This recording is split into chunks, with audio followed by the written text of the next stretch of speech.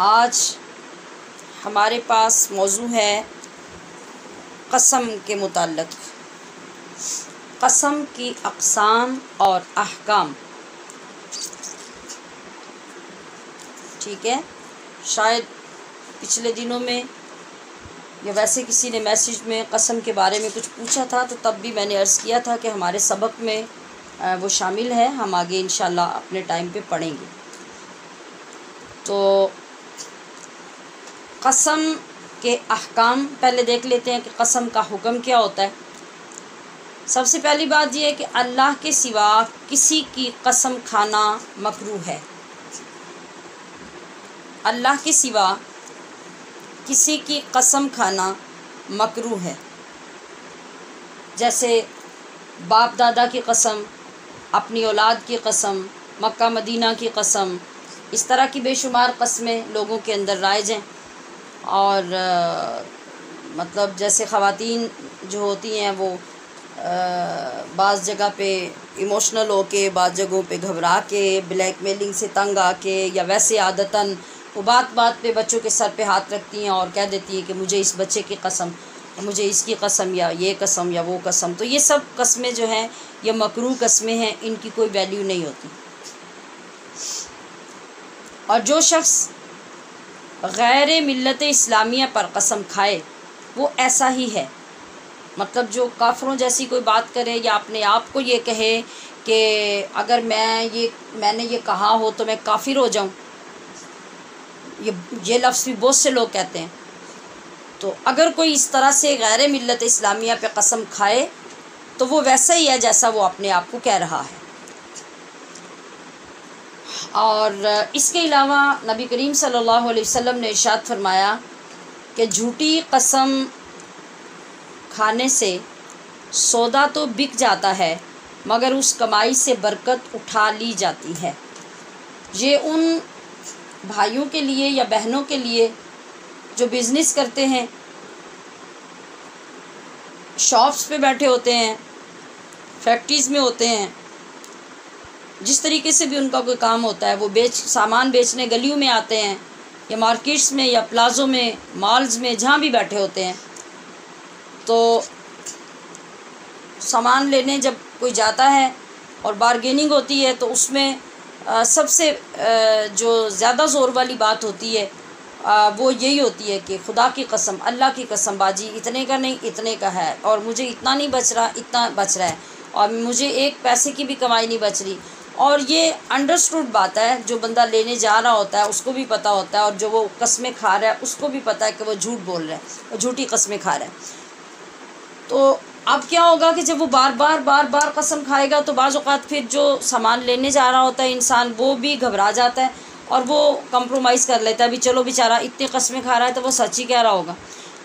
अब आप सल्लल्लाहु अलैहि वसल्लम ने इरशाद फरमाया कि ऐसा करने से आपका सौदा तो बिक जाएगा, लेकिन वो जो आपको हर महीने रोना होता है ना कि कोई दुआ करें कि हमारे पैसे में बरकत नहीं है और इतने पैसे आते हैं और समझ नहीं आती किधर जाते हैं, कोई वजीफ़ा बता दें, कोई दुआ कर दें।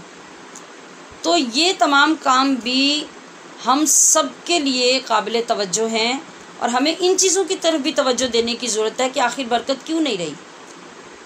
तो जब हम इस तरीके से कमाएंगे तो ये तो आप सल्लल्लाहु अलैहि वसल्लम का फ़रमान है। तो जब आका अलैहिस्सलाम का फ़रमान हमें पहुँच गया, इसके बावजूद हम उसकी तरफ तो तवज्जो ना करें और फिर हम उसके ख़िलाफ़ करके सारा दिन कस्में खा के सामान बेचते रहें और फिर बाद में शिकवा करें कि हमारे माल में बरकत नहीं रही, तो सबसे पहले तो आपको इस आदत को ख़त्म करना होगा। और उसके बाद ये हुक्म है कि अगर कोई शख्स किसी काम के करने या ना करने की कसम खा ले और बाद में उससे बेहतर काम देखे, मतलब उसको लगे कि भी अब मेरे लिए अब यह कसम निभाना मुश्किल है या मैंने गलत काम किया है और मुझे इस पे नहीं कायम रहना चाहिए, और उसे पता चले कि यह गलत है, तो फिर उसको चाहिए कि वो कसम तोड़ दे। यानी इस बात पे ना डटा रहे कि मैंने कसम खाई है तो मैं क्या करूं। शरीयत आपको इजाज़त दे रही है कि आप कसम तोड़ दें, मगर कसम तोड़ने के बाद कफ़ारा अदा करना ज़रूरी होगा। ये लफ्ज़ कैसे बोला जाता है?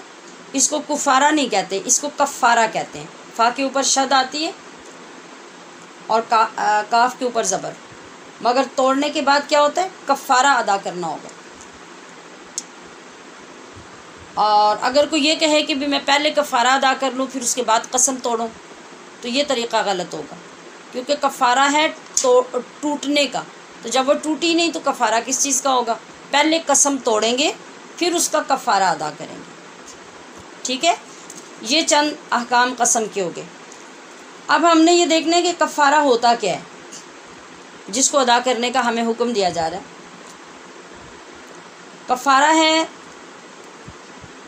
10 मिस्कीनों को या गरीबों को लिबास देना, 10 गरीबों या मिस्कीनों को लिबास देना, या 10 मिस्कीनों को 2 टाइम का खाना खिलाना, या लगातार 3 रोज़े रखना। ये 3 चीज़ें मैंने आपको बताई हैं। लगातार का मतलब आज एक, कल दूसरा, परसों तीसरा, इसके दरमियान गैप नहीं होगा। तीनों कफ़ारे इंसान की हैसियत के मुताबिक इसी तरतीब से अदा होंगे। मतलब कि अगर कोई बंदा ये कहे कि भी रोज़े रखने की भी का ऑप्शन है तो मैं रोज़े रख लूँ बस, ठीक है, नहीं, ये बंदे के मुताबिक जो फाइनेंशली उसका स्टेटस है उसके मुताबिक ये सहूलत अल्लाह पाक ने दी है कि जो बंदा वेल ऑफ है और वो 10 मिस्कीनों को लिबास दे सकता है, तो सबसे पहले और अफजल उसके लिए यही है कि वो 10 लोगों को कपड़े दे। और अगर मुतवस्सित दर्जे का कोई बंदा है कि वो इतने कपड़े ख़रीद के नहीं दे सकता, तो फिर 10 मिस्कीनों को 2 टाइम का खाना खिला ले, ये दूसरा ऑप्शन है। यानी तीनों कफ़ारे इकट्ठे नहीं हैं, इनमें से एक है, मगर हर कफ़ारा बंदे की हैसियत के मुताबिक है। और अगर एक बंदा बिल्कुल मुफलिस है, गरीब है, वो पहला काम भी नहीं कर सकता, दूसरा भी नहीं कर सकता, तो फिर वो क्या करे, फिर वो 3 रोज़े लगातार रखें।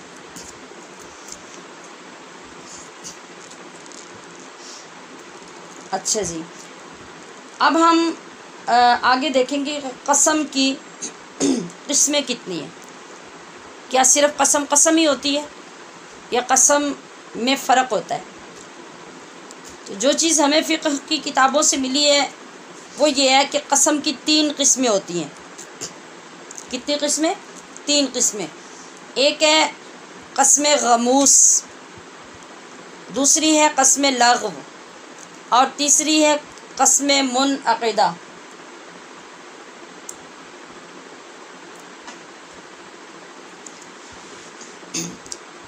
कसम गमूस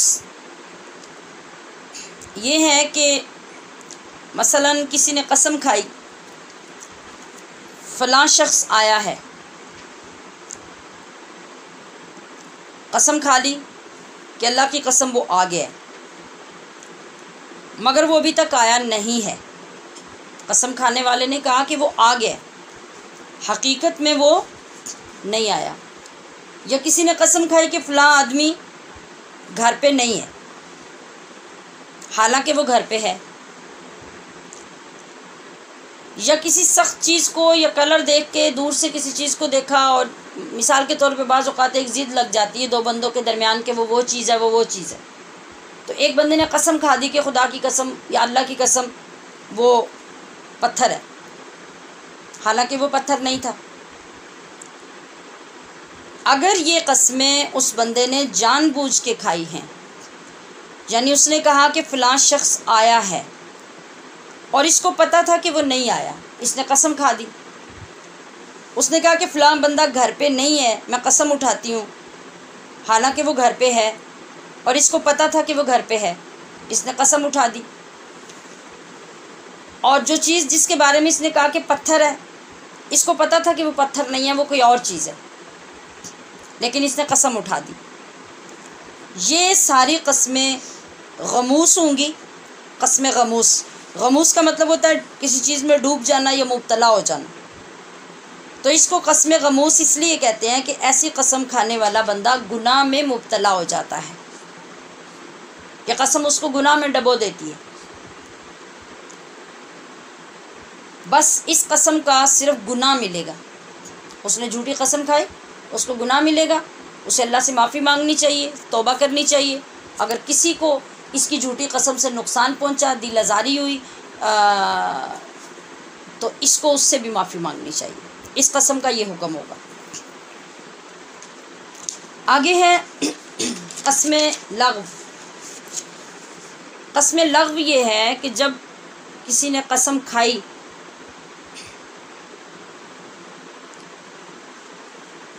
कि वो शख्स आ गया है, या उसने कसम खाई कि वो शख्स नहीं आया, और अब उस शख्स का जो हकीकी वाक़या है वो इसके ख़िलाफ़ है। मिसाल के तौर पे इसने कहा कि वो शख्स आ गया है, और इसको इसी बात का ही पता था कि वो आ गया है, हालांकि वो आया नहीं।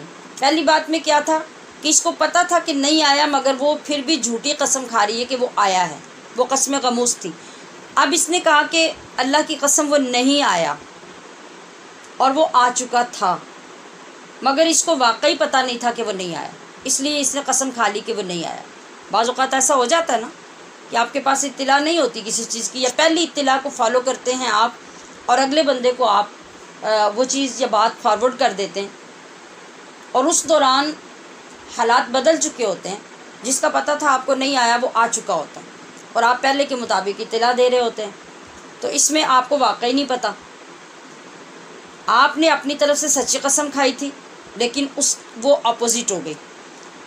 इसी तरह से आपने कसम खा के कहा कि वो पत्थर है, और आपको भी वाकई वो पत्थर ही लग रहा है, लेकिन हकीकत में वो पत्थर नहीं है। तो ये कौन सी कसम है? ये कसम लग़्व है। इस कसम में ना गुनाह होगा ना कफ़ारा होगा, क्योंकि आपकी जो मालूमात हैं उसके मुताबिक आप बोल रहे हैं। इसी तरह से वो लोग जो बात बात पे कसम खाते हैं ना, अल्लाह की कसम ये बात, अल्लाह की कसम वो बात, ये आदत होती है। ये आदतन जो बंदा जैसे तकिए कलाम होता है, किसी का एक लफ्ज़ बार बार बोलता है, इस तरह कुछ लोगों की आदत होती है कि बात बाद में करते हैं, कसम पहले खा लेते हैं, तो वो भी कसम लग़्व होती है। और उस कसम, वो आदत तो अच्छी नहीं है, उसको छोड़ना चाहिए, लेकिन ये कि शरई तौर पे उस कसम पे कोई गुनाह नहीं होगा और कफ़ारा भी नहीं होगा। अब आते हैं तीसरी किस्म की तरफ। कसम की जो तीसरी किस्म है उसका नाम है कसम मुनअक़िदा। मुनअक़िदा, जो कसम आइंदा किसी काम के लिए खाई जाती है। मसलन अल्लाह की कसम, मैं तुमसे बात नहीं करूँगी, यह कसम हो गई। अल्लाह की कसम, मैं तुम्हारे घर कदम नहीं रखूँगी, ये कसम हो गई। अल्लाह की कसम, तुम मर भी जाओ तो मैं तुम्हारा मुंह नहीं देखूँगी, मैं तुम्हारे हाथ का पक्का खाना नहीं खाऊँगी, वगैरह वगैरह। इस तरह की जो कस्में बहन भाइयों में, रिश्तेदारों में, पड़ोसियों में, जहाँ भी, दोस्तों में, इन मामलात में ये जो कस्में ऐसी खाई जाती हैं ना, जो फ्यूचर में किसी काम के लिए, मुस्तक़बिल में किसी काम के लिए होती हैं, और इंसान ऐसी कसम खा लेता है। अब जो ये कसम है, ये मुनअक़िदा कसम होगी, और अगर ये किसी गलत काम पे या हराम काम पे कसम खाई तो इसका गुनाह भी होगा। अगर किसी हराम काम पे नहीं खाई तो फिर इसका कफ़ारा होगा, और वो कफ़ारा वो जो मैंने पहले बता दिया। लेकिन ऐसी कसम को भी, यानी आपने अगर सगी बहन या सगे भाई के लिए ये कसम खा ली कि तुम मर भी जाओ तो मैं तुम्हारा मुंह नहीं देखूंगी, और अब क्या हुआ, अब कसम तो खा ली, महीने बाद वो भाई जो है वो शदीद बीमार हो गया, हॉस्पिटल चला गया, अब बहन बैठ के रो रही है घर में कि अब मैं क्या करूं। अब अगर शरीयत आपको इसकी यहाँ पे गुंजाइश और वुसअत ना देती तो आप क्या करते? या तो शदीद गुनाहगार होते रहते, तो या फिर अपनी बात पे बैठे रहते घर में और कसम पूरी करते। लेकिन शरीयत ने ये करम नवाजी फरमाई, और उसने कहा कि जब तुम गलत कसम खा लो और तुम्हें गुस्से के बाद इस चीज़ का एहसास हो जाए कि मैंने गलत किया है, गुनाह की बात है, हक़ तलफ़ी की बात है और क़ता ताल्लुक़ी की बात है, तो उसके बाद क्या करो, फिर कसम को तोड़ दो। अब कफ़ारा देने की सूरत क्या होगी? आप पहले जाएँ, भाई की जाके इयादत करें, उसको मिलें जिसके घर ना जाने की कसम खाई थी उसके घर जाएं। अब आपके जाने से कसम टूटेगी, फिर वापस आके आप उसका कफ़ारा देंगे। और कफ़ारा मैंने आपको डिटेल बता दी कि आप अगर इस्तिताअत रखते हैं तो सबसे पहली सूरत है कि 10 मिस्कीनों को कपड़े दें। अगर उससे निचले दर्जे से ताल्लुक़ है फिर 10 मिस्कीनों को 2 वक्त का खाना खिलाएं। और अगर कुछ भी नहीं कर सकते, बहुत गरीब हैं, बहुत मुफलिस हैं, तो फिर आप लगातार 3 रोज़े रखें। ये कफ़ारा होगा कसम।